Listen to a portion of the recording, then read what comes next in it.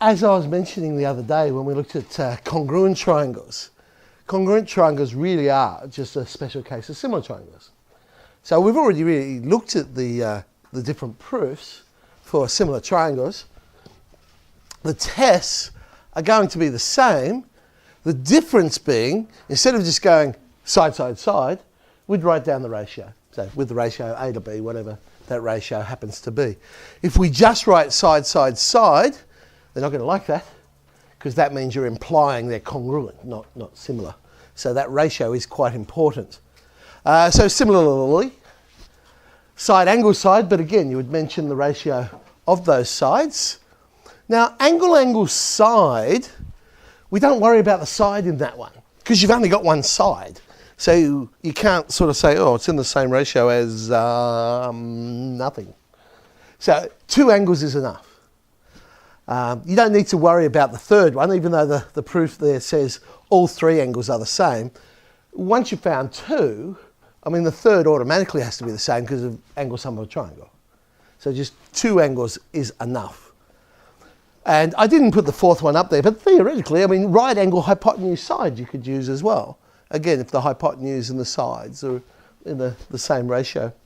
So we're going to find AD. This is one of the classic similar triangle questions where you see one triangle embedded in the other triangle, and usually have parallel lines. The other classic one is what I call the twisted triangle. You know the one I mean, which looks like a bow tie, and you have the parallel lines. So that's the other classic similar triangle question. All right, well, let's prove they're similar first of all. Well, DAE and BAC, it's the same angle. So that's an easy one. There's one angle. And the vast majority of similar triangle questions you will find is angle, angle. It's amazing how frequently that one comes up. The other one I've done is EDA and CBA. They're going to be corresponding angles on parallel lines. I could have just as easily have done AED and ACB. They're also corresponding angles. So that's enough. I know they're similar. All right, let's play with the ratio of sides. Often when I'm dealing with similar triangles, I like to redraw them in the same position. So I can go, okay, I know that side corresponds with this one, and I can see it straight away visually. Now AD is the one I want to find, which is the side between the angles I've marked with a cross and a dot. So it represents the same one as 24 in our other triangle. And the other piece of information that matches up is AE and AC.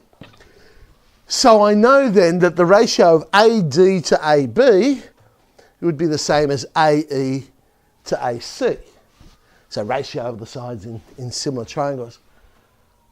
Sub in the info, and playing around with it a little bit, we end up with 10 centimetres for AD. A couple of things to remember. This is all for nice flat shapes when we're talking about the lengths.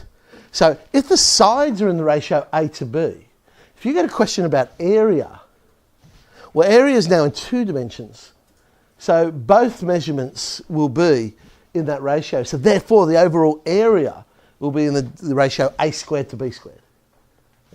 And if it's a volume, well, now you're talking about 3 dimensions, and all 3 of those dimensions will be in the ratio A to B. So we end up with a ratio of A cubed to B cubed if you're talking about a solid. That was rather quick. 8H. I'm going to do another bit.